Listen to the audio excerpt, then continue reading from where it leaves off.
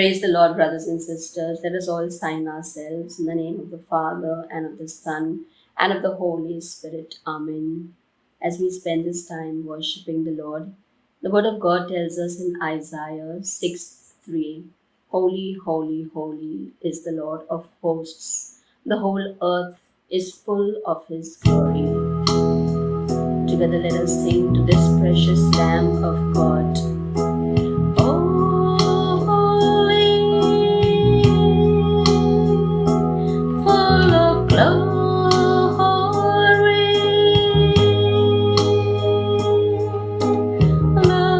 lovely, we adore thee. Jesus,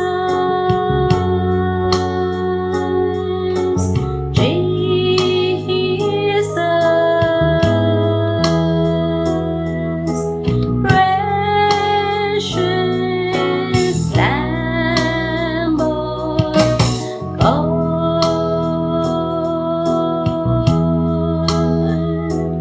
you are beautiful,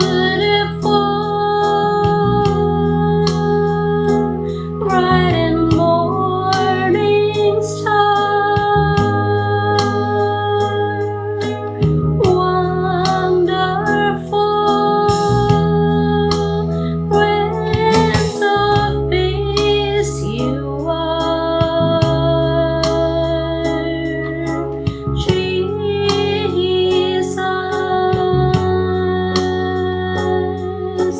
Jesus,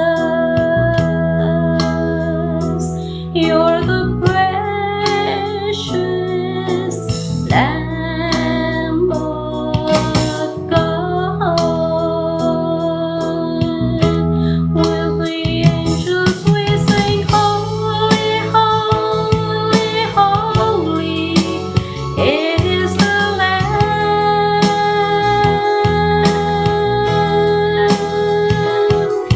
The Alpha and Omega, the great I am. You alone are holy, holy, holy is the Lamb.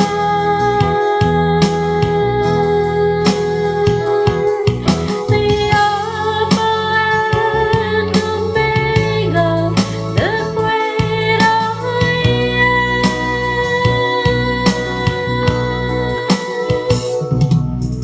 Oh, holy, full of glory,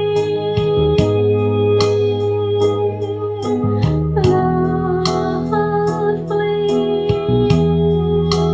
we adore thee.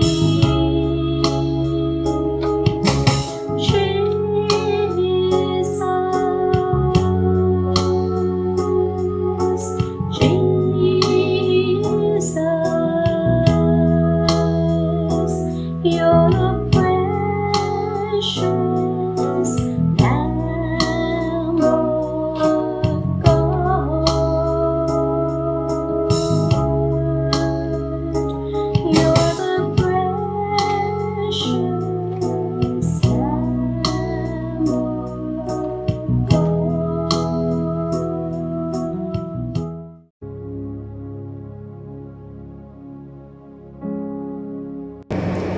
Welcome, brothers and sisters, in the precious name of our Lord Jesus Christ. We have all been renewed and baptized in the Spirit. You have received Jesus as your Lord and Savior. And God has poured His tremendous love in our hearts through the gift of the Holy Spirit that has been given to you and to me. This is what happens during the baptism in the Holy Spirit. The love of Jesus is manifested in a new way as the Lord and Savior, and the Holy Spirit of God comes all afresh in our lives to present to us His wonderful gifts and also helps us to grow in the fruit of the Spirit. Brothers and sisters, this is Simon Serrao, your brother from Malad, Mumbai, sharing you this little but important topic on the gifts and fruit of the Holy Spirit. So we have all received the Holy Spirit in our lives. We have not received a spirit of timidity or fear, but we have received the spirit of boldness, the spirit of power, and the spirit of self-control. That is what Paul tells us in 2 Timothy 1:7. We have received the spirit of power and self-control. We now enter into a new and meaningful relationship with the Holy Trinity. The Spirit helps us to acknowledge God as our Father. You become truly a child of God. You start developing that childlike trust with God the Father now. You develop a unique and a special relationship of Jesus as your personal Lord and your personal Savior. Jesus becomes the first person in your life. You give Jesus the first place in your life. Jesus becomes the Lord of your life. This is what happens when we are renewed, when we are again baptized in the Holy Spirit. And finally, we develop an openness. We start trusting and seeking the guidance of the Holy Spirit in every little area of your life. These are the three things that happen when we are baptized in the Holy Spirit. So brothers and sisters, no longer our body, which is the temple of the Holy Spirit. As Paul tells us in 1 Corinthians 6:19, our body is a temple of the Holy Spirit. Right? The Spirit lives in us. And that's why our body is called the temple of the Holy Spirit. That's why our body is holy. So this is something that will start happening to you and me.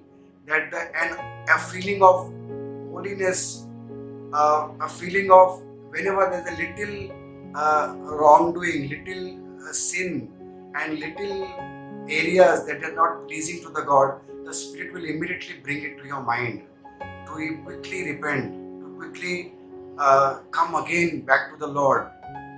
So taking us into a closer relationship, to inch closer to the Lord Jesus. That means day by day we are becoming holy, we are becoming like Jesus. And this is what the Spirit who has come in a new way in our lives will start working in that direction.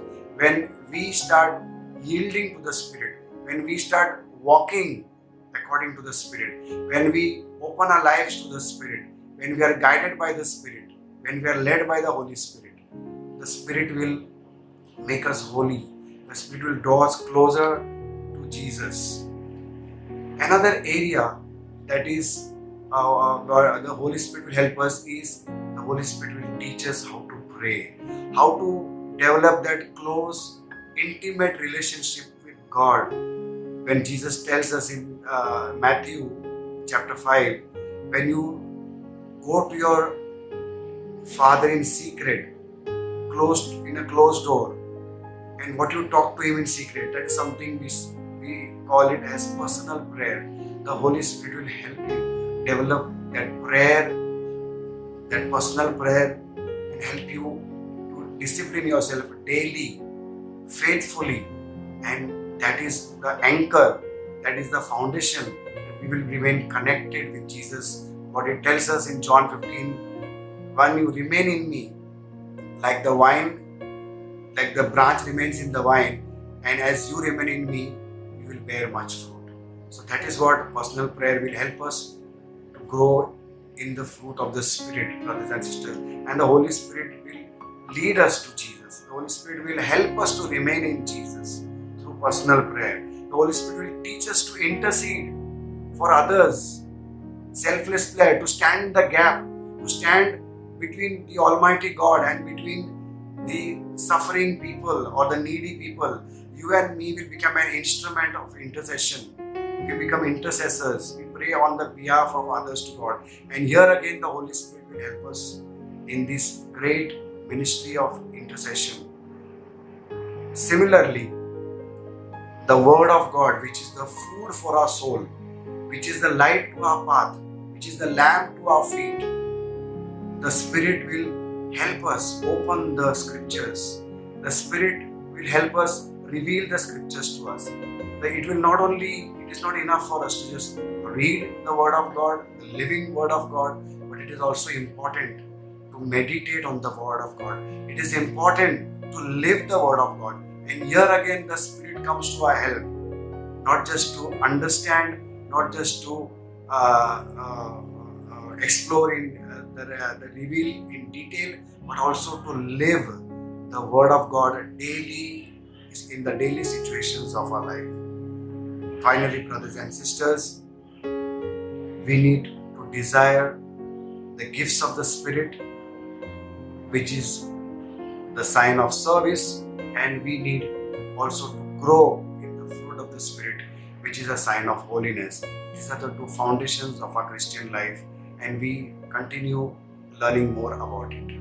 So, as we understood, the gifts of the Holy Spirit are so important, and that is one of the prime reasons Jesus has given us the Holy Spirit as a means of empowerment.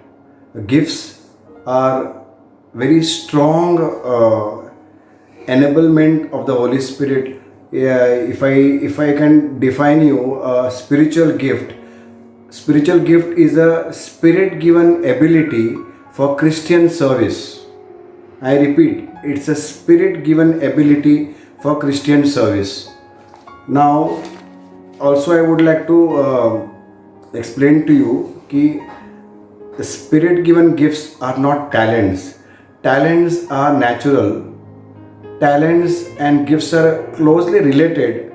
Let me give you an example. If I say a spiritual gift is a gift of faith, a gift of prophecy, a gift of healing, whereas a talent, which is a natural ability, not a Spirit given ability, a natural ability could be singing, could be cooking, could be stitching, and so many, music, a talent. For example, suppose I have a bass voice, I can sing very well, I can enthrall the audiences through my singing, like so many playback singers and all. It's a natural ability, I have it with me. But if the Spirit empowers this natural ability or a talent and combine it with a special gift of, say, encouragement, I can use the same gift of singing coupled with encouragement and reach out to so many discouraged people, right? I can just lift them up in their difficult times. Similarly, if I have the gift of encouragement in addition to gift of singing, through my natural talent of singing, I can even encourage others, I can exhort others, I can just lift others.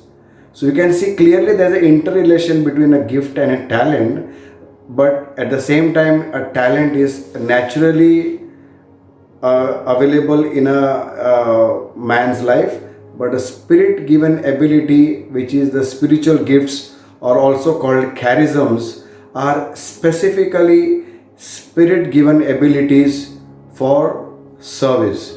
If we can identify these gifts in the in Corinthians chapter 12, 8 onwards, and again in Romans 12, 3 to 8, and again in Ephesians and 4:11, we can see a variety of gifts as explained by Paul in all these three epistles, right? So these are clearly defined. Paul tells us that gifts are given to us for service.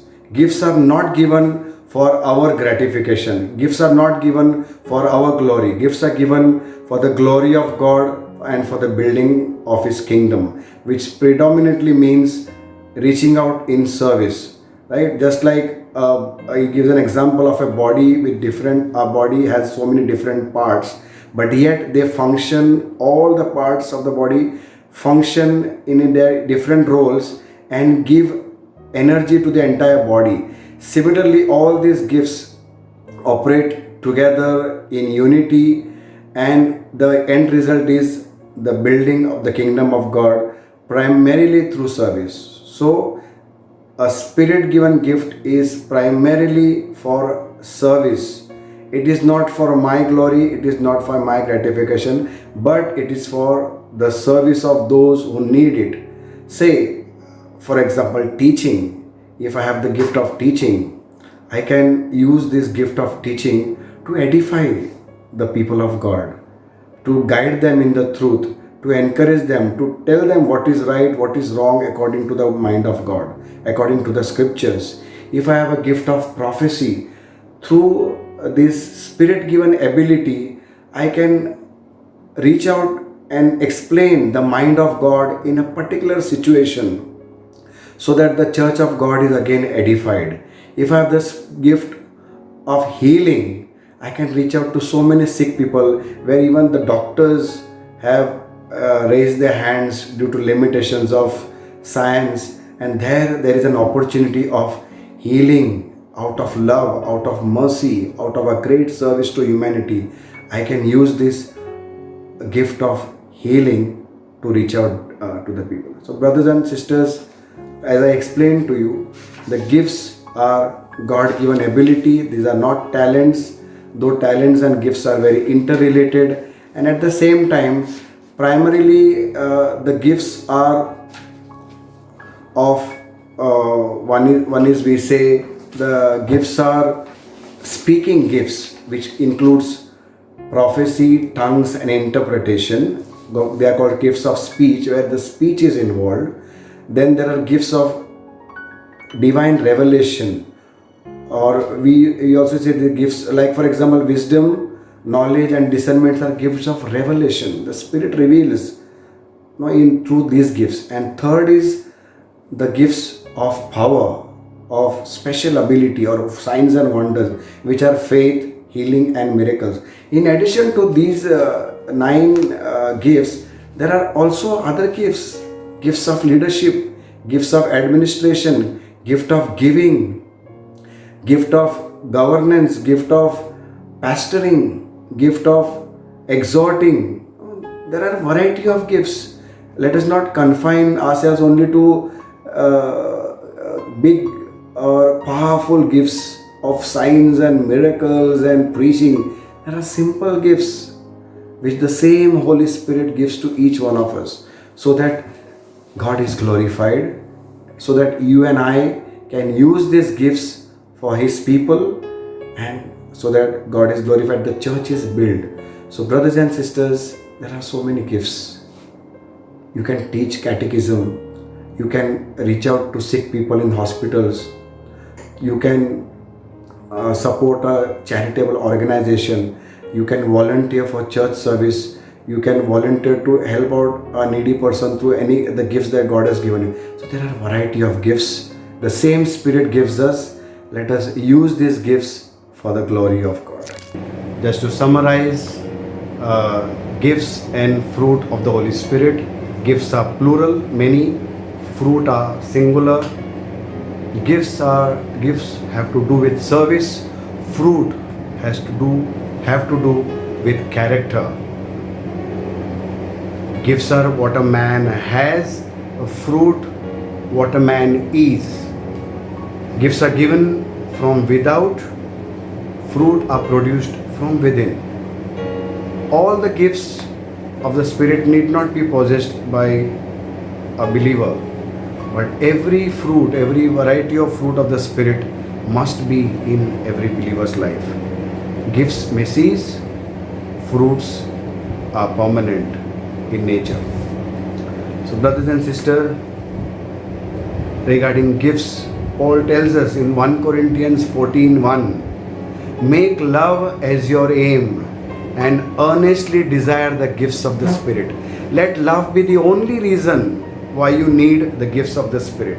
Because when you have love in your heart, you will keep others first. You will give a first priority to the kingdom of God, because God has given you these gifts to bless His people, serve His people, and for His glory and for the building of His kingdom, His church, right? So that's why love is the foundation. That's why Paul has kept the chapter of love between the immediately after the gifts of the Spirit, in the 1 Corinthians 13, because love is the foundation of all service, and gifts are only to do with service. Gifts are not for ourselves, our gratification, our glory, but for the glory of God and for the good of His people. So brothers and sisters, pray that the Spirit will give you gifts. Which gifts He will give you depends on Him, but you may certainly ask specific gifts according to your nature, according to your availability, according to your desire. You may always ask the Holy Spirit. Finally, which gifts to be given, the Spirit will decide. So pray, brothers and sisters. Take a step ahead. Once you are sure that you have a sense that you have this gift, and you please go ahead in faith. Start using the gifts. Take the guidance of your leader, your priest, your spiritual elder or spiritual guide, how to go about. But step in faith. Move ahead. Don't just sit behind and just think and delay. Just move ahead, and step by step the Spirit will guide you. For example, if you feel you have the gift of teaching, you have received the gift of teaching, start teaching to small group.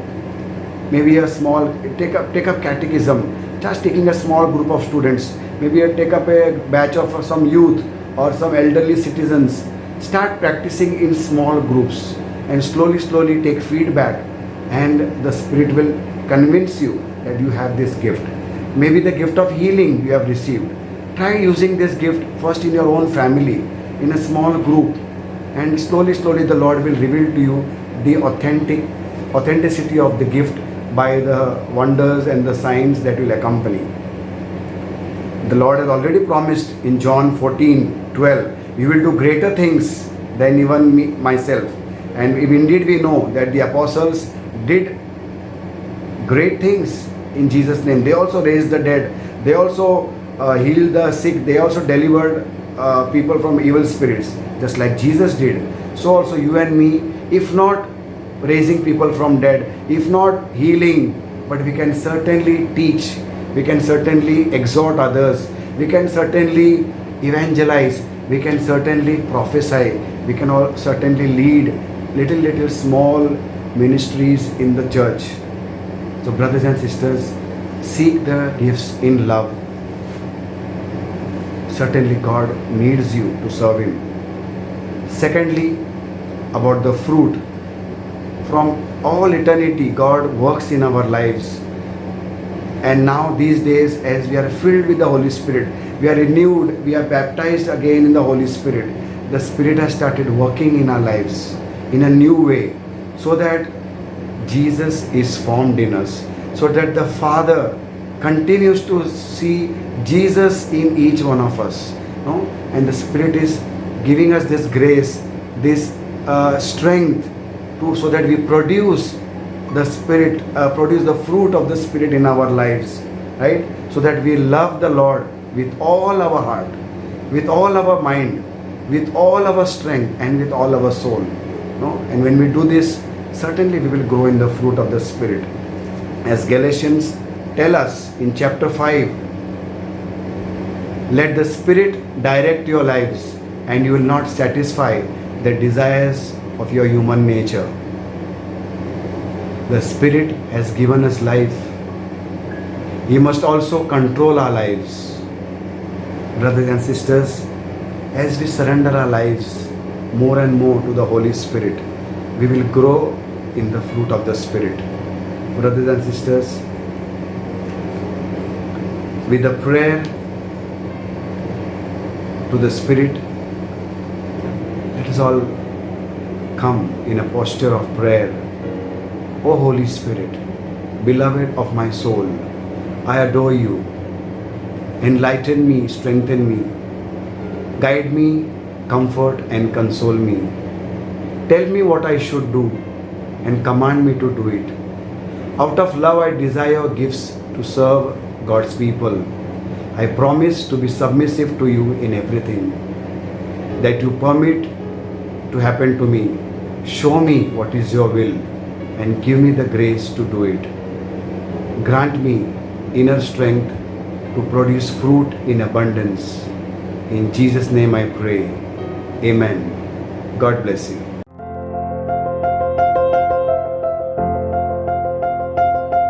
Go and subscribe to our channel. Give it a thumbs up if you like the video. Comment below in the comment section and also share it with others. Don't forget to click the bell icon for notifications. Thank you and God bless.